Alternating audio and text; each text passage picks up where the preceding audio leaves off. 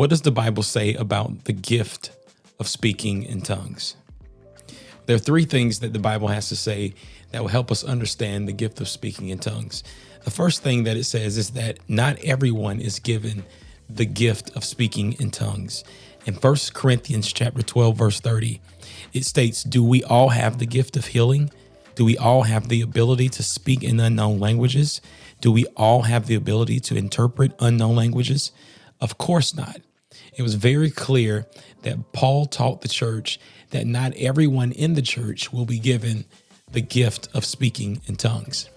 The second thing we know about speaking in tongues is that it should always be accommodated by the gift or the practice of interpretation. In 1 Corinthians chapter 14, verse 27 through verse 28, Paul writes, no more than 2 or 3 should speak in tongues. They must speak at one time, and someone must interpret what they say.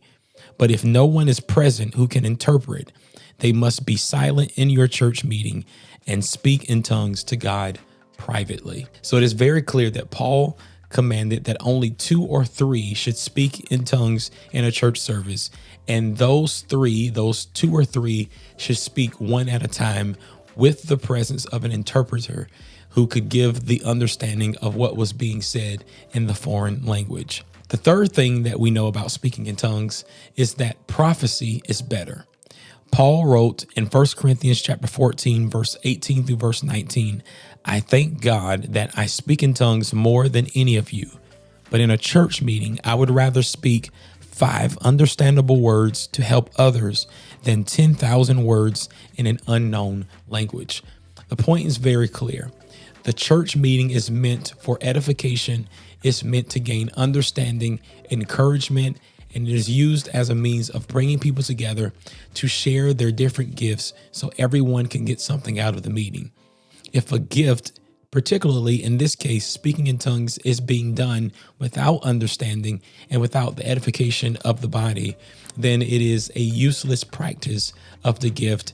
And Paul is saying that you should not exercise this gift in this way. So with these basic principles about speaking in tongues, we should gain a better understanding of how tongues should be used in the worship service and what the biblical practice was for this unique gift.